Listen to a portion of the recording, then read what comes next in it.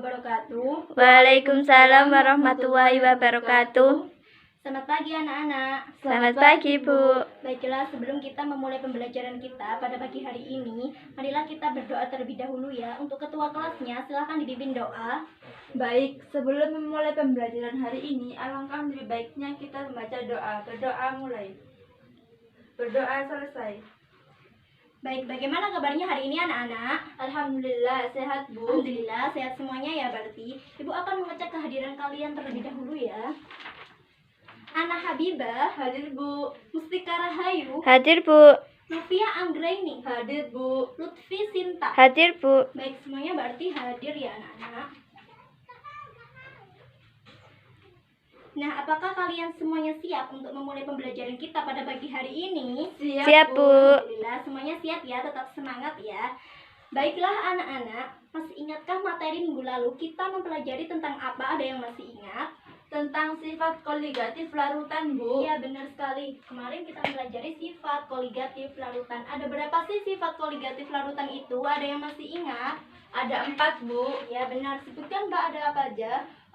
Yang pertama, kenaikan titik didih. Ya, benar, kenaikan titik didih. Yang kedua? Yang kedua, penurunan titik beku, Ya, Bu. penurunan titik beku. Yang ketiga ada? Yang ketiga, penurunan tekanan uap. Ya, penurunan tekanan uap. Dan yang terakhir ada? Tekanan osmotik, Bu. Ya, benar. Yang terakhir ada tekanan osmotik. Jadi sifat koligatif larutan itu ada 4 macam. Nah, sekarang minggu lalu kita kan sudah mempelajari mengenai tentang kenaikan titik beku. Ada yang masih ingat apa sih kenaikan titik didih itu?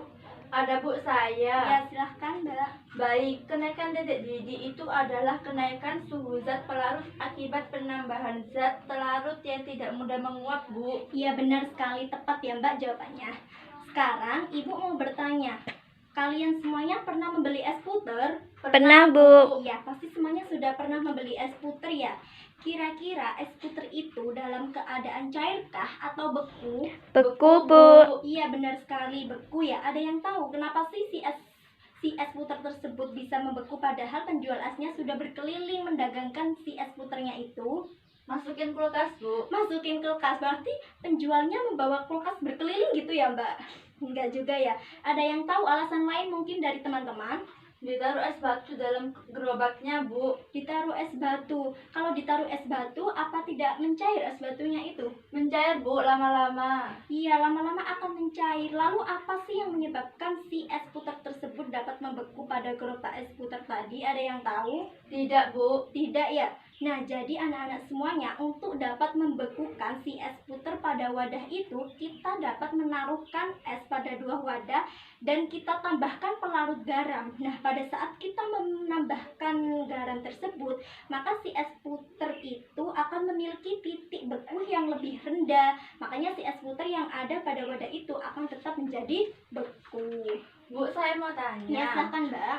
Kenapa harus ditambahkan garam, Bu? Apa tidak bisa lainnya? Nah, Gula misalnya. Pertanyaannya bagus sekali ya Mbak. Kenapa sih kok ditambahkan garam, tidak yang lainnya seperti gula? Nanti kita akan membahas lebih lanjut ya.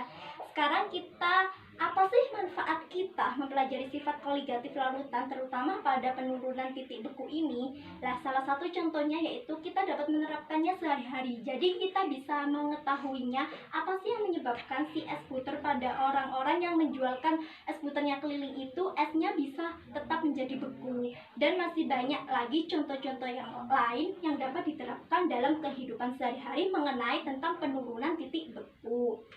Nah, sekarang ada yang tahu nggak pelajaran kita hari ini membahas mengenai apa? Tentang sifat koligatif yang kedua, Bu. Ya, tentang apa Mbak? Yang penurunan titik beku. Iya, benar sekali. Kita akan membahas tentang penurunan titik beku. Sekarang ada yang tahu tujuan pembelajaran kita hari ini apa? Saya, Bu. Silakan dibacakan ya Mbak. Jadi tujuan pembelajaran kita hari ini yaitu melalui metode diskusi. Siswa dapat menganalisis perbedaan sifat koligatif penurunan titik beku larutan elektrolit dan non-elektrolit dan menghitung penurunan titik beku larutan elektrolit dan non-elektrolit dengan benar. Ya, benar sekali ya apa yang dikatakan banyak tadi tentang tujuan pembelajaran kita pada pagi hari ini. Dan berarti kita ada 2 cakupan materi pada pembelajaran hari ini. Yang pertama yaitu mengenai perbedaan penurunan titik beku larutan elektrolit dan larutan non-elektrolit. Dan yang kedua ada menghitung penurunan titik beku larutan elektrolit dan larutan non-elektrolit. Nah, untuk pertemuan pada hari ini kita akan fokus untuk membahas mengenai perbedaan penurunan titik beku larutan elektrolit dan larutan non-elektrolitnya saja ya anak-anak. Untuk anak-anak sekarang silahkan duduk sesuai dengan kelompok masing-masing ya. Kelompoknya sesuai dengan kelompok yang ibu bagi pada minggu kemarin. Silahkan duduknya berkelompok ya anak-anak. Iya Bu. Apa sudah duduk berkelompok semuanya? Sudah Bu. Ya sudah ya. Ini sekarang ibu membagikan LKPD-nya ya. Nanti dikerjakan sesuai dengan instruksi dari ibu. Ini yang pertama dan ini yang kedua. Apa sudah mendapatkan semuanya? Sudah Bu. Sudah ya. Sekarang ibu mau bertanya, ketika kita berada di negara atau musim yang bersalju, apakah kita bisa mencairkan si salju-saljunya tersebut? Tidak tahu Bu. Tidak tahu ya. Lah, kita dapat mencairkan si salju-salju tersebut dengan apakah itu? Suatu zat Bu kayaknya. Suatu zat ya, kira-kira zatnya apa nggak ada yang tahu ya. Jadi kita dapat mencairkan si salju tersebut dengan menambahkan si garam. Melalui kita menyemprotkan si garam, larutan si garam itu, si salju tersebut akan dapat bisa mencair. Nah, kira-kira kalau kita hubungkan si salju ini dengan materi kita hari ini, ada yang tahu mengenai penurunan titik beku itu apa? Saya Bu. Ya, silakan Mbak. Menurut saya Bu, kalau kita hubungkan ilustrasi gambar itu dengan penurunan titik beku, bahwasanya nanti kalau misalnya dikasih suatu zat, suhunya akan menurun Bu, dan menyebabkan si saljunya itu akan mencair Bu. Baik, terima kasih ya Mbak. Jawabannya benar sekali. Nah, anak-anak semuanya, sekarang ibu mau bertanya lagi. Ketika ada 3 wadah, yang pertama ada es batu murni, yang kedua ada es batu ditambah gula, dan yang ketiga ada es batu ditambahkan dengan garam. Nah, kira-kira suhu manakah yang lebih rendah ya anak-anak? Tidak tahu Bu. Tidak ada yang tahu ya. Jadi suhu yang lebih rendah yaitu ketika es batu ditambahkan dengan garam.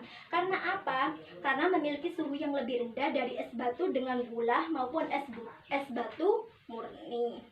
Nah, kira-kira apa sih yang menyebabkan es batu dengan garam memiliki suhu yang lebih rendah? Ada yang tahu? Saya Bu. Ya, silahkan Mbak. Karena larutan garam itu merupakan larutan elektrolit Bu. Iya, benar sekali jawabannya. Beri oplos dulu buat Mbaknya ya, jawabannya benar. Nah, jadi Mbaknya tadi jawabannya benar karena larutan elektrolit mempunyai titik beku lebih rendah daripada larutan non-elektrolit. Nah, anak-anak sudah tahu ya berarti apa sih perbedaan penurunan titik beku larutan elektrolit dengan penurunan titik beku larutan non-elektrolit? Ada yang tahu? Tidak Bu. Tidak ya. Jadi anak-anak semua masih ingat materi kita tentang larutan? Iya Bu. Ya, larutan dibagi menjadi berapa anak-anak? 2 Bu. Ya, apakah itu? Larutan elektrolit dan non-elektrolit Bu. Nah, benar. Kalau larutan elektrolit itu bagaimana ion-ionnya? Untuk yang elektrolit itu dia ion-ionnya terionisasi Bu. Ya, kalau untuk yang si non-elektrolit gimana? Kalau yang non-elektrolit itu ion-ionnya tidak terionisasi Bu. Iya, benar sekali semuanya ya. Jadi larutan elektrolit itu ion-ionnya terionisasi, sedangkan non-elektrolit ion-ionnya tidak terionisasi. Nah, anak-anak semuanya, sekarang silahkan kerjakan LKPD yang sudah ibu berikan tadi ya. Iya Bu. Dikerjakannya secara kelompok ya, kerjasama ya. Saling mendiskusikan sesama anggota kelompoknya. Nanti kalau ada yang kurang jelas atau yang belum paham bisa ditanyakan ya. Silakan berdiskusi bersama.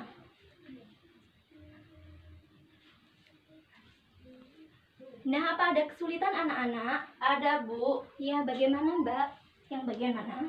Yang nomor 3 ini kan hubungan penurunan titik beku dengan sifat koligatif larutan elektrolit dan non-elektrolit itu berdasarkan ion-ionnya tadi Bu. Iya, benar sekali Mbak. Jadi sesuai dengan ion-ion yang telah Ibu jelaskan tadi.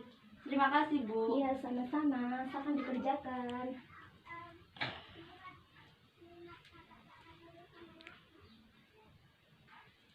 Nah, apa sudah selesai untuk mengerjakan LKPD-nya tadi anak-anak? Sudah Bu. Sudah selesai semuanya? Sudah. Alhamdulillah, sudah semuanya ya. sekarang kita akan mendiskusikan hasil kerjasama kalian dengan kelompok yang LKPD tadi ya. Untuk yang pertama, siapakah yang ingin menjawab dan mendiskusikan hasil kerjaannya ke depan? Kelompok kami, Bu, kelompok 2. Ya, silakan perwakilan dari kelompok 2 untuk mempresentasikan hasil diskusi dari kelompoknya. Di sini saya akan mempresentasikan hasil diskusi kelompok kami. Untuk soal nomor 1, pada gambar di atas menambahkan garam pada salju menyebabkan apa? Berikut alasannya. Menurut kelompok kami, Bu, penambahan garam itu bisa mencairkan si saljunya, Bu, sehingga itu menyebabkan penurunan titik beku, Bu. Kemudian soal nomor 2, jika dalam es murni titik beku manakah yang lebih rendah antara es ditambah dengan gula dan es ditambah dengan garam? Berikan jawabannya. Menurut kelompok kami, titik beku es ditambah garam lebih rendah karena garam itu merupakan larutan elektrolit. Nah, terima kasih ya Mbak perwakilan dari kelompok 2 tadi itu ya. Beri tepuk tangan dulu untuk kelompok 2. Nah, untuk yang lainnya gimana anak-anak? Apa ada pendapat lain atau jawaban yang tidak sama? Sama, Bu. Sama semuanya ya berarti. Nah, kita lanjut untuk yang pertanyaan selanjutnya ya. Apa ada yang mau maju lagi untuk mempresentasikan hasil diskusi dari kelompoknya? Kelompok 1, Bu. Ya, silakan perwakilan kelompok 1.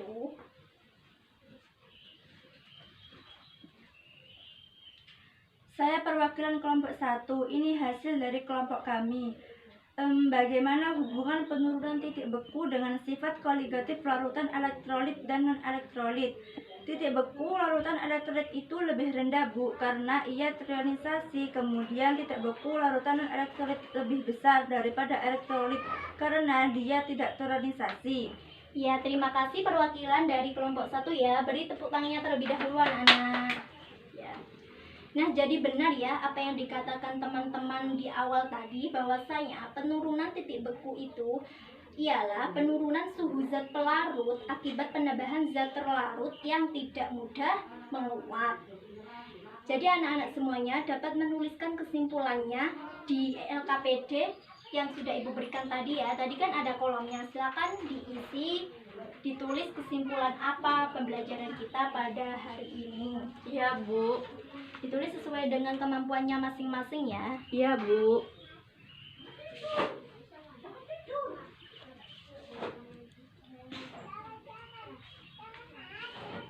Nah, bagaimana? Apa sudah selesai anak-anak? Sudah, Bu. Ya, sudah berarti semuanya ya. Nah, sekarang apa sih yang membedakan titik beku larutan elektrolit dan non-elektrolit itu? Untuk titik beku elektrolit lebih rendah, untuk titik beku larutan elektrolit lebih tinggi karena larutan elektrolit terionisasi, Bu. Kalau larutan non-elektrolit tidak terionisasi, Bu. Nah, benar semuanya ya. Jadi anak-anak sudah paham tentang pembelajaran kita pada hari ini. Silakan sekarang dikerjakan soal evaluasi yang sudah Ibu beri di LKPD tadi ya. Ibu kasih waktu 5 menit untuk pengerjaannya. Ini dikerjakan individu ya, untuk Ya, mengukur Bu. seberapa kalian paham mengenai pemahaman materi kita pada hari ini.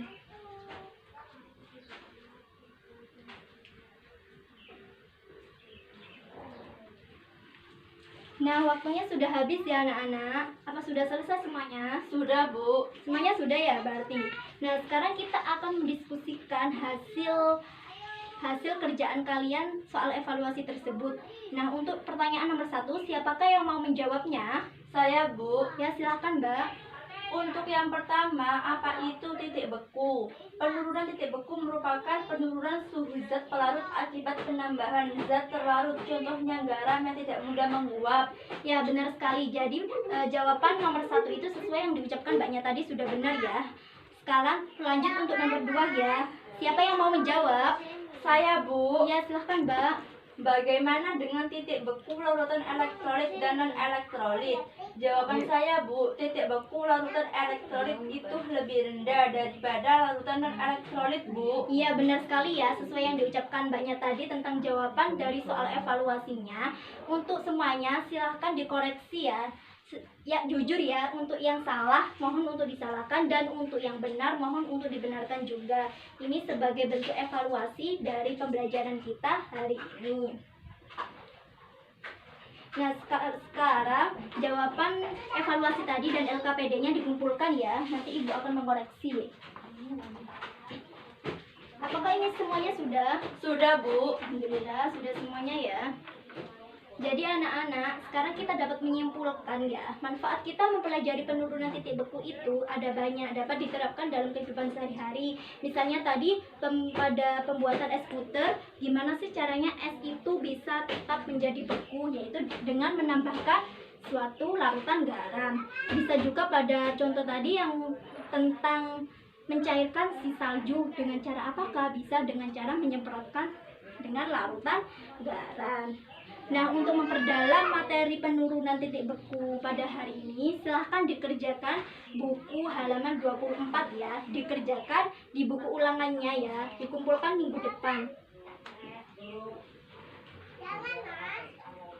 Dan untuk minggu depan kita akan belajar mengenai sifat koligatif yang selanjutnya, yaitu tentang penurunan tekanan uap. Jangan lupa untuk membaca bukunya ya, agar pembelajaran minggu depan kita besok bisa menjadi maksimal. Iya, Bu. Jangan patah semangat untuk tetap belajar ya anak-anak. Iya, Bu. Ya. Waktunya sekarang sudah mau habis ya. Jadi Ibu akhiri pembelajaran kita hari ini. Sebelumnya untuk ketua kelas silahkan dipimpin berdoa terlebih dahulu untuk mengakhiri pembelajaran kita pada hari ini.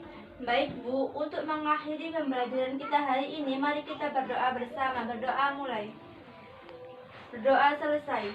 Baik, terima kasih. Sudah selesai ya pembelajaran kita pada pagi hari ini. Ibu mohon maaf apabila ada salah kata maupun kurang tepat dalam memberikan penjelasan tadi. Ya, Bu. Ya.